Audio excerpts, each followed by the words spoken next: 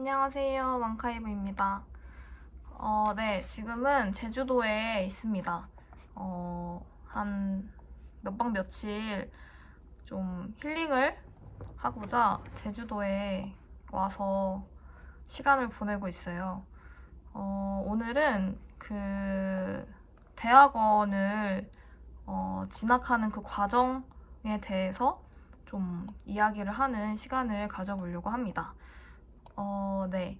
일단 저는 그 이화여대에 이제 올해 26년 2월 달에 이제 졸업을 하고 이제 서울대 언론정보학과에 이제 대학원생으로 입학을 하게 되었는데요. 이화여대를 1년을 좀 일찍 졸업을 했어요. 그래서 뭐 4년 졸업을 하지 않고 3년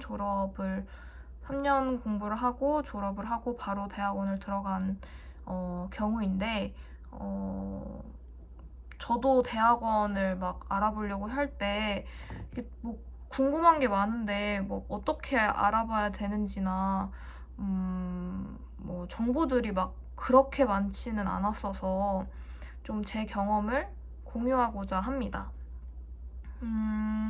그래서 막 좀 질문을 받아봤어요. 대학원 준비 과정에 있어서 궁금한 부분들을 이제 주변에 물어서 이제 답변을 하려고 합니다.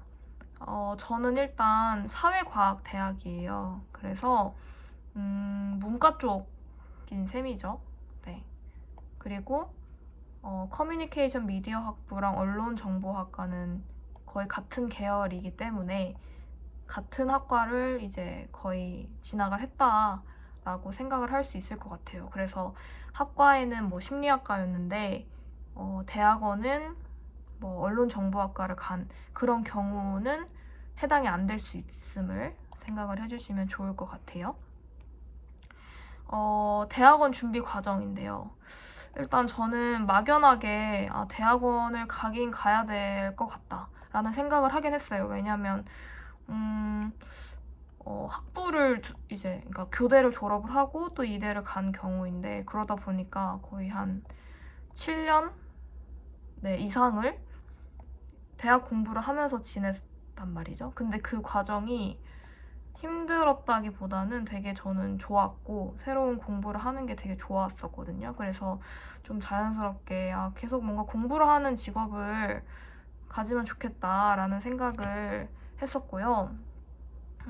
그 다음에는 제가 그 9시에 출근해서 6시에 퇴근하는 이제 그런 이제 반복적인 일상을 좀 어려워해요. 이게 다들 어려운데 저도 진짜 어렵거든요. 그래서 저는 뭔가 일이 끝나면 장소를 이동을 한다든지 집에서 한다든지 이제 그런 것들이 좀 필요한데 제가 이제 관심 있는 직종들은 그런 경우가 그렇게 많진 않았기 때문에 네, 저는 대학원을 가서 좀 연구를 하는 그런 쪽으로 가면 좋겠다 생각을 했습니다. 그래서 대학원을 가야겠다라 생각을 했었고 학부 때 이제 논문 스터디 같은 거를 하셨는지 뭐 컨택이나 면접 준비를 같이 하셨는지 뭐 이런 거에 대해서 질문을 주신 분이 계셨어요. 근데 저는 그런 거는 안 했어요. 왜냐면 저는 혼자서 이렇게 준비하는 걸 좀 좋아하고 이렇게 같이 하는 것에 대한 장점도 있지만 혼자 했을 때 효율성이 되게 높아지잖아요. 그래서 그냥 저는 혼자 그냥 빨리빨리 하는 걸 좀 좋아하는데 논문 스터디 같은 건 안 했고 대신에 꾸준히 논문을 읽어보려고는 노력을 많이 했습니다. 왜냐면은 학부 공부를 하면서 논문 읽어볼 기회들이 은근 많잖아요. 저는 이제 학부 복수 전공이 스크랜튼 학부였는데 이 학부는 거의 진짜 뭐랄까 이제 늘 논문 읽고 토론하고 소논문 쓰고 하는 게 되게 많은 학과이기 때문에 논문은 꾸준히 읽었던 것 같아요. 그래서 꾸준히 읽으면서 내가 뭘 좋아하고 좀 관심 있어 하는지를 체크를 하면서 이제 지냈습니다. 네, 저는 좀 개인적으로 약간 자기 정체성? 네. 그리고 자기 정체성을 어떻게 구현해 나가는지 이런 거에 좀 관심이 있습니다. 그래서 미디어, 저도 이제 이렇게 유튜브나 블로그나 이제 저의 이야기를 꾸준히 작성을 하고 이야기를 하는데 이게 나의 정체성에 어떤 영향을 미치는지 이런 거에 좀 관심이 많이 있어요. 그래서 스크랜튼 마지막 학부에는 독립연구라고 하는 것이 있는데 그거는 이제 지도 교수님과 이제 면담이나 이런 걸 통해서 자기만의 논문, 졸업 논문을 쓰는 게 독립연구의 그 과제예요. 그래서 그걸 잘 쓰게 되면은 뭐 ATE 저널이라고 하는 스크랜튼 이제 이화여대 스크랜튼 학부 그 우수 논문들 수록되어 있는 ATE 저널에도 이제 게재가 됩니다.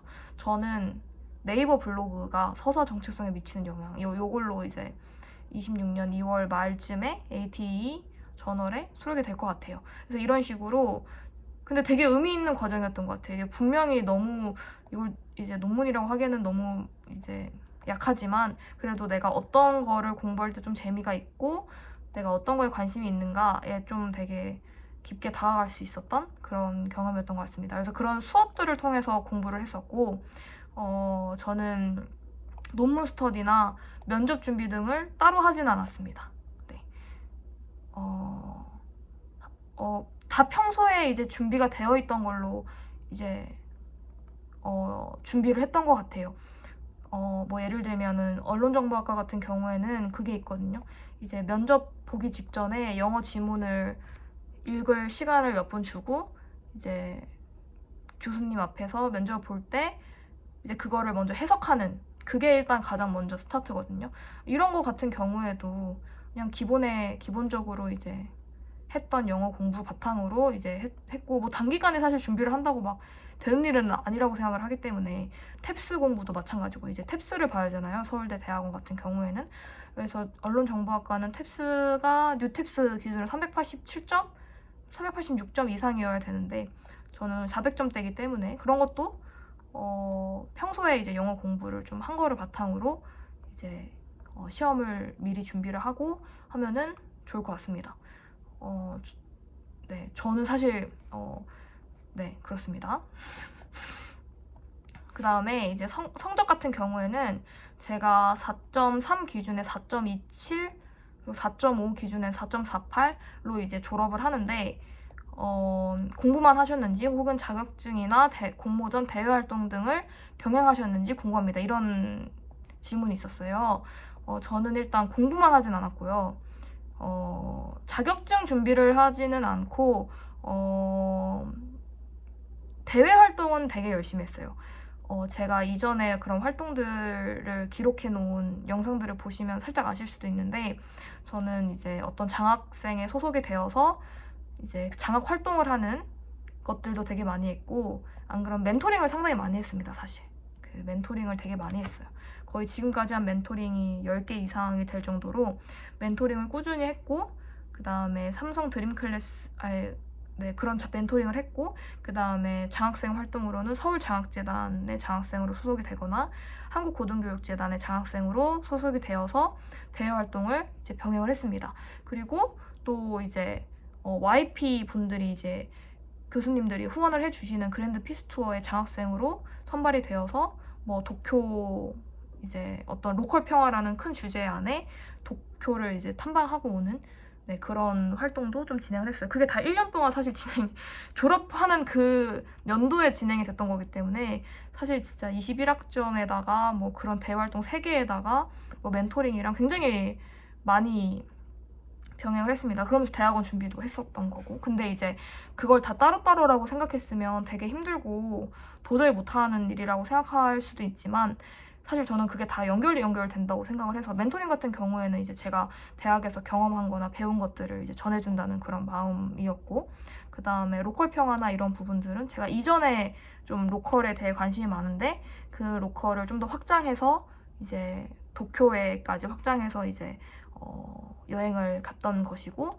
서울장학재단에 이제 저는 중년 여성들을 인터뷰하는 그런 프로젝트를 진행을 했었는데 그런 거 역시도 제가 평소에 가졌던 그런 생각들을 바탕으로 진행을 했던 거라서 서로 그렇게 막 다른 것들을 진행했다고 생각하지는 않습니다. 그래서 제가 듣는 수업이나 대외 활동들을 최대한 연결 지으면서 이제 활동을 하려고 했고, 한국고등교육재단 같은 경우에는 이제 인재림으로 제가 활동을 해서 멘토링에 이제 참여하는 멘토들을 위해서 실천적으로 지원을 해주고, 또 지원 체계를 또 이렇게 구상해보는 그런 일을 했는데, 그것도 마찬가지로 제가 했던 멘토링에서 경험을 바탕으로 했었기 때문에 네, 이렇게 연결 지으면서 네, 할 수 있었던 것 같습니다. 그래서 네, 대학원의 준비 과정들은 네, 그런 식으로 진행이 되었던 것 같습니다. 네. 추가적으로 뭔가 궁금한 부분들이 있으시면 네, 댓글을 달아주시면 제가 답글을 달도록 하겠습니다. 네, 감사합니다.